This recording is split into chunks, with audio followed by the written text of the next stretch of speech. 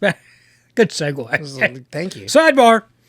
So anyway, all right. So he comes into this town and he's looking for his father, and he's got a chip on his shoulder, and he befriends a number of the locals, and Tova, Sally Fields is one of them, and Colm Meaney. I just making sure I got that right. Great Colm. Irish actor. I love him. He's so good. He's great. He was Mr. Scotty in Star Trek: Next Generation. Was he? Yeah, back in the 90s, late 80s. I wasn't a Trekkie. I'm not a Trekkie either, but when we used to have 4 channels that weren't on cable, and I had a TV in my bedroom, and when I was 11, I would watch whatever was on. Yeah, You're right. Look at, right there. So he's a prolific working actor. Yeah, Has been his entire career. He plays the asshole, if I can say that. Might have to bleep it out. FBI guy or U.S. Marshal in Con Air, and he was just great in that as well. Anyway, we could Far and Away. He's in everything. Yeah. I mean, he has too much of a resume for you to even go over. You see him and you just go, I know him. He's good. Yeah. Anyway, so Cameron befriends a number of people in this town, and he kind of falls for a young lady in the town, and he's settling in his roots. And so this movie is, and he works at an aquarium. I can't forget that. Which, by the way, you know where this movie was shot? Vancouver. Yeah. They refused to shoot I had anything. to push the button. I knew it. I didn't even have to look. I knew it was Vancouver. That was gorgeous. Yeah. That was gorgeous. I mean, why would we shoot anything in the United States? It was gorgeous. Anyway, he works in a little aquarium as he's trying to pick up money. He's filling in, actually, for Sally Fields' character, Tova, because she has injured herself. And that's how they befriend each other, is she's kind of mentoring him through the process as the after-hour cleaning person.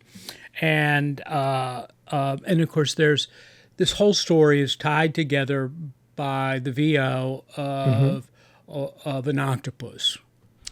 He was so good. It was. I thought that was such a lovely, because you could have told the story without the octopus, but that little element just made it wonderful for me. I was not on board with the octopus for a little bit. All right. But then about 5 minutes into him talking, Yeah. I was like, "Oh no, I love you now. Yeah. He's such a good actor." No, it is. You kind of think when it first starts out and the narration of this story is being told through the eye of this octopus, you're going, oh, this is going to be hokey. Yeah. But I tell you what, it was a tremendously wonderful storytelling element. And by the way, this movie is based off the book, a book of the same name. That I'm trying to find out who wrote it. I made some notes here, going in here. Now it was adapted to the screen by the director, and that is Olivia Newman, which I'd love to hear her backstory, right? Because she doesn't have a huge resume, and Ted, she's right around your age. Is she? And she's just kind of breaking out, and I mean, Where the Crawdads Sing was a pretty big deal. She did that one. yeah, but she doesn't have a lot. I figured out she graduated from high school, private high school, in what did I come up with? 1996 for some reason? Yeah, she graduated in 96 from the Hudson School. Okay. I'm going to say she looks a bit older than Now, me. when did you graduate? 98. 98, so she's just a little older than you. A couple years older. So she's Probably, found probably, us. probably 48. She she found herself later in life, so to speak. Well, yes, that is true. This is only her third feature. I mean, she's on, but the shorts weren't all directed by her either.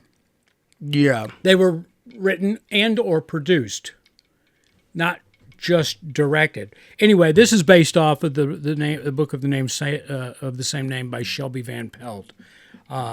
So there you go. Which isn't that old because it was published in 2022. So they really got on top of this one.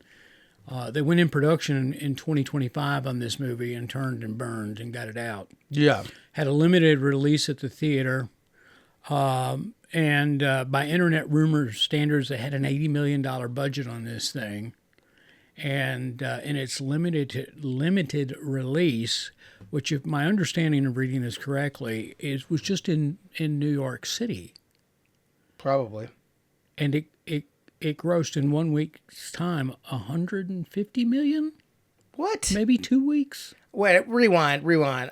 This movie was out for 2 weeks and made $150 million. That's what I'm thinking.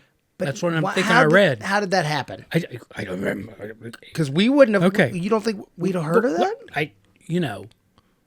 They make them, they release them at a theater so they can qualify for accolades. And but no, please. I'm just looking it up. Yeah, do. So I mean, because you can't really talk a ton about this movie because you give too many things away. well, we can talk about the acting. The acting in this was just Great. Yeah. All right. Great. And I'm going to start with Sally Fields while you're doing over there, and I love Sally Fields. She put down, I think a performance by Sally Fields, and I look back over everything she's done that I've watched. She always brings her A game. She's like, I was reminded of Anne Hathaway watching this movie and watching Sally Fields do her thing, because Anne Hathaway is also one of those people, and I think they got a very similar acting style, that seemingly always brings her A game. And Sally Fields was wonderful in this. I think you can always, and this movie's no different, in the breadth of conversation, throw her name out for an award consideration as a Best Actress. Matter of fact, she's already been nominated for an award for this movie. I forget what the film festival or the film festival is that she was nominated for Best Actress. So, having said that,